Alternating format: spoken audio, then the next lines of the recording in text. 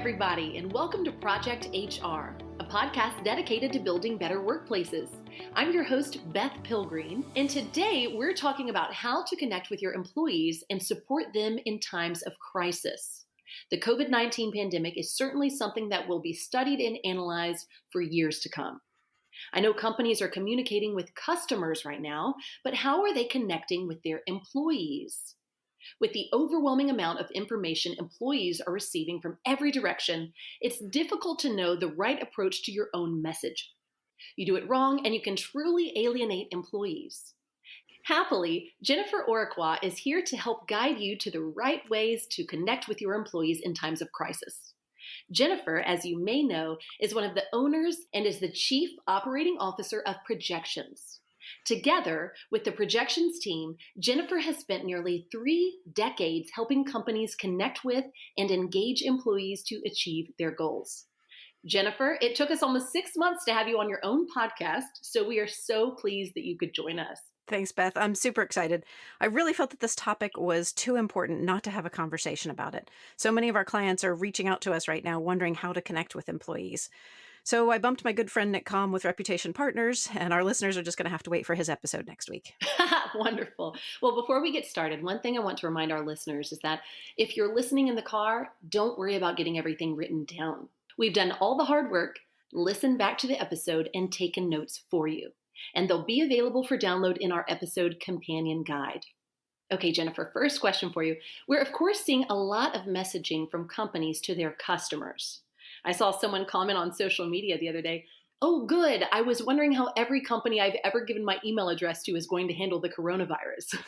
Yeah. Are you seeing the same kind of frequency and communication from companies connecting with employees? Well, Beth, it's really interesting. You mentioned in the intro how if you do this wrong, you really risk alienating your employees. Yeah. And many companies right now are 100% focused on protecting the business, which is, of course, vital. So those communications are being prioritized. But it's essential to communicate with team members and to really humanize that conversation. Case in point, I live in Charleston, South Carolina, and we love our Stingrays hockey team here. And the Stingrays were doing really well this season. They had only 10 games left, 8 of them at home. They were really poised to take their 4th Kelly Cup, and then the virus hit. Oh, So now man. these players, these employees have been working toward this moment. I mean, some of them for their entire lives. The Stingrays organization chose to tell them that their season was over via, wait for it, an email. I No. mean, you couldn't get on Zoom as a team, empathize, talk about it. So that's the sort of situation where, clearly there's nothing anyone can do, but you've got to humanize these conversations. Golly. So how can companies do that, though? How can they humanize the conversation? There's a ton of information being shared. Some of it is conflicting, but most of it is the same. Social distancing, wash your hands. Right, It right. seems more rote memorization than it is about individual needs right now. Yeah, and the thing is you've got to communicate around the things that your employees are concerned with. You've got to get personal. So answer those unasked questions that you might be afraid to. Will we lose business? How will the market affect our jobs? Could things get worse at this point? Hmm. Scariest of all, what do I do with my kids who are now home all day? Oh my goodness. I know there's so many unknowns. It's a very confusing time for sure. Yeah, You mentioned for getting sure. personal in your last answer. Short of reaching out to every employee individually, how can we as employers do that? Well, it's really important to connect with your frontline leaders. You've got to Mhm. communicate with them first. Make sure they understand what the company's approach to connecting with employees personally is, and make sure that they're supporting that effort with calm and care and understanding. Also, if you have multiple locations, you could get location specific in your messaging. What is happening in that location that is affecting those specific employees? I like that. So going back to you were talking about your team in Charleston. Let's say that somebody has a medium to a larger size employee base. Instead of an email, what do you think is the best means of communicating in a time like this? Well, it's important to be consistent. How do you Mhm. usually communicate with people, and weigh that with the gravity of the message. So obviously, sending out an email is not the way to do it, but there are Sure. a host of different options. You can do Zoom calls. Obviously, the video calls are one thing. Again, communicating through your frontline leaders. Mhm. You just need to be consistent so that it's a trusted source that your employees are used to Mhm. hearing from. Yeah, I agree. And I love the idea of Zoom or like a Google Hangout or something like that because you at Hmm. least get that face to face interaction, which Exactly. personalizes the message. Yes. Yeah. Okay, so let's talk about communicating with managers or frontline leaders first. Is it important to craft separate messages for them? Oh, definitely. I mean, when you're talking about humanizing the message, really working to understand what your frontline leaders are going through Hmm. is important. Your supervisors are your boots on the ground. They're the ones who are dealing with the effects of this crisis, the emotional effects, logistical, the financial impact on your employees. So Right. they need their own resources to feel supported, not just the same messaging that employees are getting. I agree. So, how should the message for managers and leaders differ from what we're telling employees? Yeah, and that's definitely something to consider. I mean, in any stressful situation in the workplace, it's vital to communicate with the supervisors and give them the knowledge and tools they need to handle situations with care. So they Mhm. need answers, they need facts. They specifically need to feel like their company's got their back, and empower them with that knowledge. So times of crisis are when real leaders emerge. And I'm not just talking about your supervisors as a company, you've got to lead your leaders. Right. So teach them to use positive, forward thinking language, make sure they understand and are supporting the goals of your overall employee messaging. I love that. So, what should the goal of our employee messaging be specifically? You just mentioned that. I think that's great.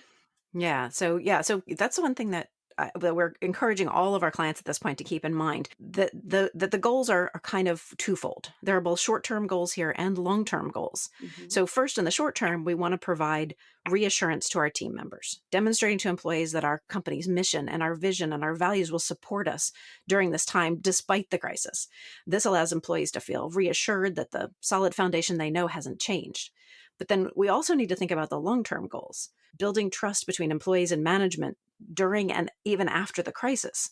So employers need to keep that long-term goal in mind. With each communication that employees receive, are you working toward the time when the crisis is over, where you'll get back to the business at hand and employees will know without a doubt that they can trust their employer? Are you communicating that you're ready to move into the future together? I appreciate how you broke that down into the two segments of reassurance so that employees feel secure with what's going on right now, that they are going to be taken care of as a team, but also long term. Okay, what action plan do we put in place whenever we do come back? Right, right. And I mean, we feel that's true in any crisis situation or Yeah, any situation of uncertainty in the workplace. You've got to look at that short term. How are we going to solve the immediate problem? But right. also, what are the effects of that going to be going Hmm. into the future? And it's so different right now with the transitions of everybody working remotely for the most part. Hmm. Yeah. Absolutely, and you got to bear that in mind with everything that you're putting out there to Hmm. employees. Yeah. Yeah. Well, let's talk content. I realize we are personalizing our messages, but let's talk about some basic elements that should be included in any employee communication about COVID-19 right now. The important thing to remember here is that the information on COVID-19 and our reactions to it are really changing minute by minute. Oh, aren't they? So I would definitely say don't add to the noise there. What's important to your employees is how you're taking care of your workers and your customers. Remember that talking about how you're caring for customers actually is important to your employees. They want to know that. They want to be reassured that while things might not be business as usual right now, the usual attention you pay to your customers is still in full effect. That's a sense of security that we're giving there. Hmm. So I wanted to share too. A colleague of mine forwarded a fantastic email from a daycare service, a child care service in San Diego called Sitterwise. So Sitterwise sent out an email to their customers, letting parents know that their children are out of school, but that Sitterwise has fully vetted, fun, engaging caregivers who are ready to come help with homeschool. But it was clear throughout the communication that they had communicated with their employees that the same standards that apply every day were going to continue in the face of the crisis, and that their employees were rising to the occasion to serve those customers. So, That's but great. yeah, I mean, I would definitely recommend reminding employees of the need for flexibility here. Hmm. That one message needs to be repeated in the company's response, as the situation changes, regardless of what specifically happens in the coming days and weeks, that flexibility is key. No, I appreciate that because yeah, we are all on standby in every way right now. Like you Hmm. mentioned, minute to minute getting updates. Absolutely, we've got to Yes. be flexible. That's great. Yes. Well, how important is speed? And by that, I'm talking about getting these messages out to employees quickly. Well, it's funny because at projections, we're usually all about speed. It's our thing is getting that message out quickly to employees. And when we're intimately familiar with the subject matter, that's the way to go. Hmm. But in ever changing crisis situations like the one we're experiencing now, it's actually vital to take the time to verify the information. So you're still building that trust, and you want to remain that reliable source of information. The thing is if you don't already have something in place, you might want to consider creation of a delivery platform that employees know to deliver that latest information. It could be a dedicated website or an app like Slack with a custom channel, but regardless of the delivery you choose, creating a platform your employees can depend on. So it's not necessarily the speed of the communication, but the consistency of it. It's a great idea. Are there any topics our listeners should avoid in their communication with employees? So this is a hot spot for me. Whether we acknowledge it or not, our mental health is really being affected by what's going on right now. Mm, I mean, this is true for all of us, not just our employees, but everyone from our leaders to our families. So it's key to avoid communicating fear or negativity. I'm not saying mm, I'm not saying we should stick our heads in the sand or we shouldn't be realistic about what we're facing, but make sure we're encouraging people to lean into healthy connections and focus on information-based solutions. This helps all of us, so the people around us, but then it also helps us feel more positive and more secure. Like one example I would think of is the current language of social distancing. yeah. Of course, we're talking about physical proximity there, but what we really need to think about is how to maintain social connections during this crisis. Oh yeah, I love that. What are some ideas that you have that we can maintain social connections? Well, clearly, being able to do things virtually helps. Yeah. I know there are a number of gyms that are doing their classes virtually so that you Yeah. can join in. And there are companies that are doing all kinds of virtual events because their events have been canceled. Mhm. So they're still providing the information, still providing that value to their customers, and they can still, feel connected and Yeah. get that connection Yeah, we socially. definitely need that. This if we just remain isolated, I think that yeah, the mental health part that you just mentioned, that is certainly going to suffer. Yeah, and it's a constant deluge of bad information coming across the news, so we definitely don't need to stay there. Yeah, I totally agree. Yeah. So let's talk a little bit about the language we should use when we're talking with employees. Are there certain words or tone that employers should use during a time of crisis like this? Definitely. Yes. I love this. I love this concept because it's something every employer can definitely do. Focus on forward-thinking words and action-oriented ones. It might seem like common sense, but pay attention to the language that you and your leaders are using and choose words like opportunity over concern.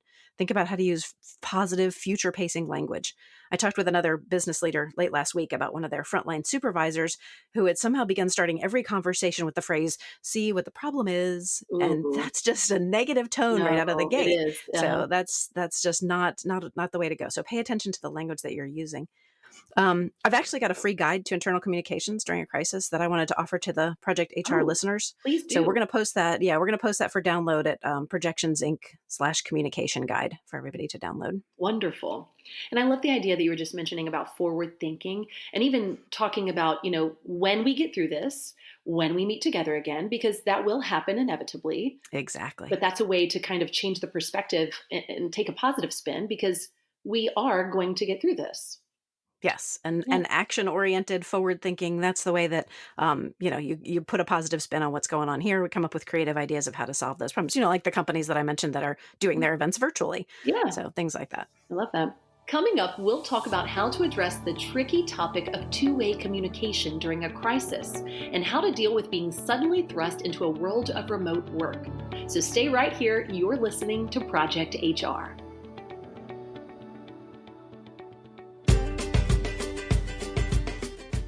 We'll get back to these tips in just a moment. But right now, let's talk about you.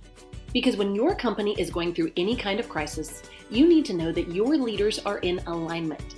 So check out abetterleader.com to deliver fresh and powerful new leadership topics every month. Just minutes to get started and to start supporting your company's engagement goals. Again, you'll find that at abetterleader.com.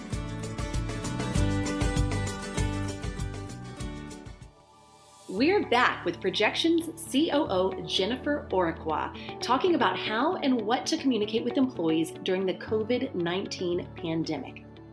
So now let's talk a bit about how frequently employers should be communicating with employees. Well, I would definitely say that depends on the specific needs of your employees and your culture, and of course, this ever-changing situation.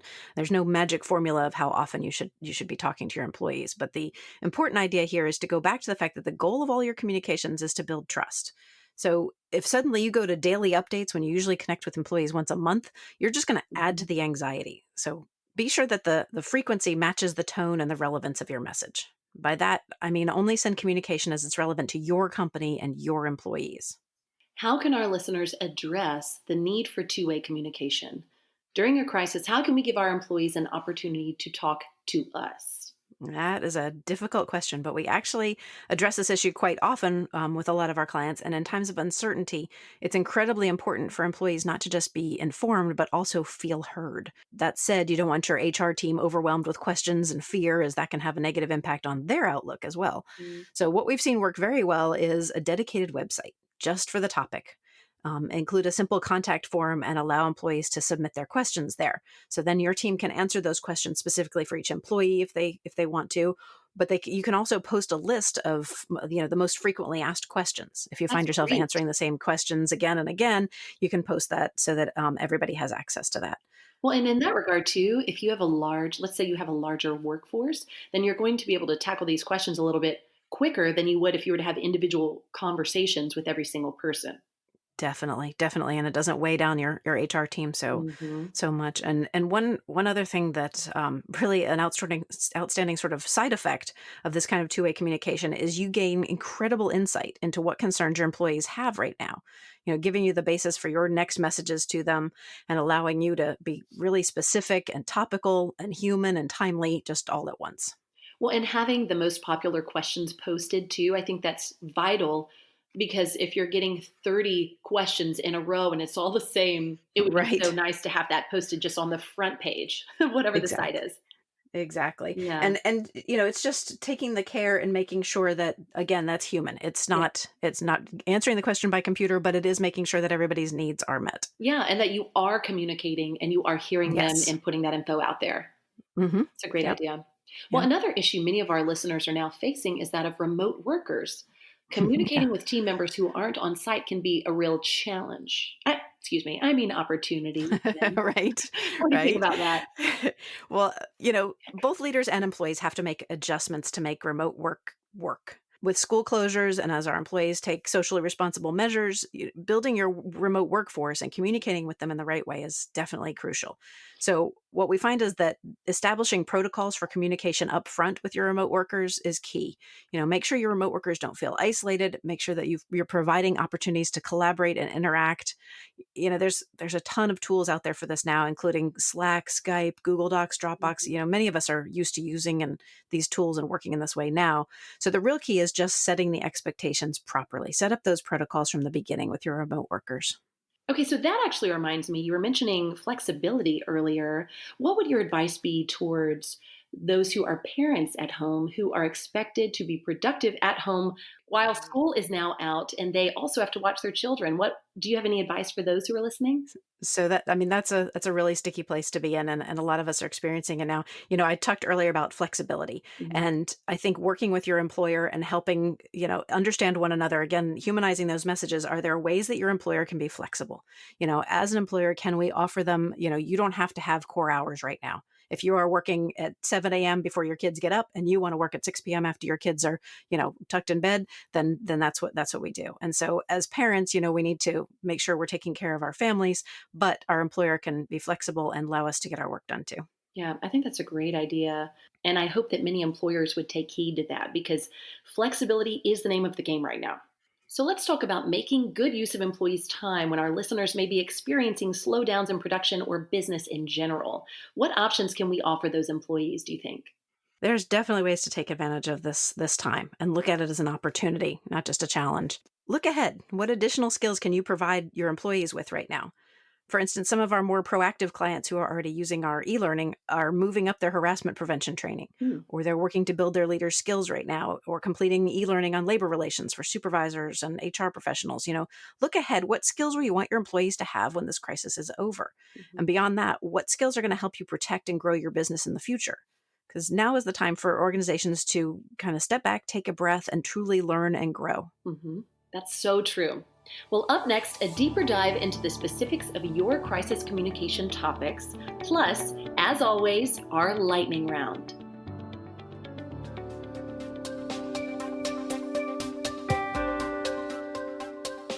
No one likes dealing with a crisis, but there are certain things we can prevent, and harassment in the workplace is one of them.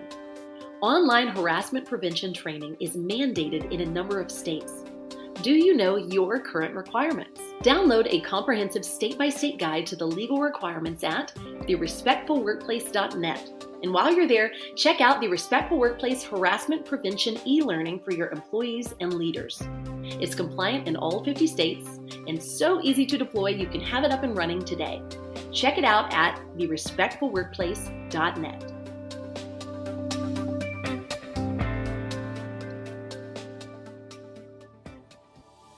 Welcome back to Project HR. Now, Jennifer, we promised everyone we'd talk about how specific our listeners should get in their messaging around this crisis. What do you think? It's interesting. I honestly believe that specificity, talking about like the same things that the health and the government officials are talking about right now, isn't the most important thing. What is vital is authenticity in your company's messaging. Don't be a faceless, nameless corporation. Empathize with your employees, because knowing that you're vulnerable and you're still staying positive can give your team the confidence to pull through the crisis, building trust, like we talked about before, in the process. The story I told about the Stingrays hockey team, if they'd been together to receive that message in person or even over a video call and able to see that club management was just as disappointed as they were, it would lessen the blow and create a mutually empathetic moment, which we all need right now. Yeah. But now instead, the organization is going to have to rebuild trust going into that next season. Yeah, I agree. It is going to be a lot of work whenever they come back for their season. That's true. Mm-hmm. Well, it seems that some innovative thinking is in order during times of crisis. How can companies provide actual solutions for employees? What new ideas are you seeing that companies are executing quickly too? Yeah, innovation is definitely something that companies need to look toward to help them get through this crisis. Beyond the obvious of some employees working from home, it's important to be flexible and open to any ideas that your team might bring forward to you or to your frontline leaders. Mm-hmm. Then start thinking outside the box for other solutions. Are there local daycares that may be able to offer services to your employees at a discount or something like that? Can you partner with people? Can you offer employees an Instacart subscription so that they can have their groceries delivered? That kind of alleviates stress and helps those employees with social distancing and staying healthy. Things like Uber Eats and DoorDash, can you provide coupons or gift certificates as an incentive? Those are options to support employees during the crisis. The important thing is that none of us is able to control the crisis itself. We really can control how we respond to it. Mm-hmm. You don't want to just say that your company cares about employees. You need to show it. Yeah, I love that idea. And I haven't heard that yet, Jennifer, of people offering Instacart subscriptions or Uber Eats coupons. That is brilliant. That shows employees that your employers not only hear you, but they care about you as a person and they want to help you in this time of crisis. That's a great idea. Yeah, we actually offered the Instacart subscription to our employees there at Projections. So That's awesome. a couple of people took me up on that. I love that. I don't know who wouldn't take you up on that. And I hope people are taking Right? notes because that is such a good idea. Yeah. Okay, well, obviously we're experiencing an unprecedented time and our listeners are exercising an abundance of caution, and rightfully so. We've talked a lot about what employers should be doing right now. Is there anything we shouldn't be communicating with employees? Well, it's interesting. One thing we caution our clients against, and we deal, in labor relations a lot where tensions run high, emotions run high, opinions run high. You don't want to get on any kind of soapbox. Mm-hmm. Your personal opinion really doesn't matter here. Whether you think people are blowing this crisis out of proportion or on the opposite end of the spectrum, you think people are being irresponsible. There's no need to take a position on the crisis itself with your employees. So take a deep breath and communicate with love and authentic care for your employees. That would be the one thing I would caution people not to do. No, I agree. I love that. Well, Jennifer, you've given us a lot of great ideas to implement right now. And you mentioned a downloadable guide earlier. Tell us again where our listeners can find that. Sure. Yeah. So we put together a free guide to internal communications during a crisis, just for the listeners of Project HR. And the Projections team is going to post that for download at projectionsinc.com/communication guide. Awesome. For our listeners who would like to find out more about Projections and the employee communication resources you offer, where should they go? So our website is at projectionsinc.com. There's a ton of information and tools there, articles, downloadables, and of course the Project HR podcast. Wonderful. Well, Jennifer, thanks so much for being on the program. It was so nice to talk to you, and I appreciate all of the wisdom that you offered us. Yeah, and I appreciate the fact that we were able to pull this together quickly. I really think that these messages and this information is super important right now. I do too. And just for everybody listening, links to everything Jennifer talked about will also be included in this episode's companion guide. So be sure to grab it at projectionsinc.com/podcast. But don't go yet because the interview isn't over. Jennifer, it's now time for our lightning round questions. And as you know, these are the questions we ask every guest of the podcast. Are you ready? So ready. Topic showdown. In this episode, we discussed communication during a crisis. Taking that theme but adding a lighter spin, in your opinion, which is the best of these children's communication games? Telephone or 20 questions? I'm going to go with 20 questions because it takes some deductive reasoning power. Oh, While telephone's amusing, 20 questions seems like it might take up a little more time. Yeah, that brings back good memories. That's great. Yep. What's the best book you've read recently? Ooh, that's a hard one. I'm an avid reader. I literally read like 2 or 3 books a week. What? Sometimes at the same time, switch between them. Yeah. So recently I've been consuming Brene Brown's books at an alarming rate. I don't know if you know who she is. She's a Of course leadership I know who she is. expert. Yeah. So I just finished Dare to Lead, which has some fantastic ideas on leadership and transparency and empathy. You know, she's hugely inspirational. I agree. Well, if anybody is not a reader, though, she does have a really great special on Netflix right now. I don't know if you've seen it, called The Call to Courage. It's really good. I even made my husband and my 16-year-old daughter sit and watch it with me. I am actually listening to her Rising Strong book right now. Mm-hmm. So Yep. good. Love her. Mhm. Yep. Okay, well, tell me what you love about projections. Honestly, our clients are the best. It's never the same day twice at Projections. Every new project is a new adventure, and every client success is fantastic. Quick story, we got a message of gratitude from a client recently, and I reached out to him to see if it was okay to share it on social media because I just want to make sure that he was comfortable with that. And he replied back and said that he'd rather I didn't. And then he said because he wanted to make his message even more powerful. So he wrote me an entire paragraph back thanking our team and that sort of thing. And that's what I love. I love helping companies connect with their employees. That's so awesome and probably so validating too for all the time that you guys spent trying to help other people that it really changed this man's life. Yeah, absolutely. And his connection with his employees. That's awesome. What's the best piece of advice you've ever been given? My dad used to tell me the best advice he ever got was not to tug on Superman's cape and not to spit into the wind. So I think that's pretty solid advice. Very In fact, solid. I think somebody wrote a song about it. That's great. Who or what inspires you? I am part of a mastermind group for business leaders called Pinnacle, which is led by a business strategist named Allison Maslin. And these are literally some of the most inspiring people you'll ever meet. I was talking with some of them this past weekend, and we were really rallying around the idea that as a country, we're experiencing both this virus and an economic crisis. We could all choose to approach it from an emotional place and allow it to kind of overtake us, or we could come at it from a strategic point of view and look for creative solutions. So these people inspire me. I leave these conversations totally inspired to pivot and take care of our customers and our employees. It's really just a great thing to be part of. Yeah, it sounds really impactful for sure. Well, Jennifer, thank you for joining me today on this week's episode of Project HR. Yeah, thank you so much, Beth. I'm so glad we could do this. Me too. And thanks to our listeners as well. Again, you can grab the episode companion at projectionsinc.com/podcast. If you're loving this episode of Project HR, we encourage you to tell 2 people you love about 2 podcasts you love. That's it from me for now. Let's make it a great and safe day at work.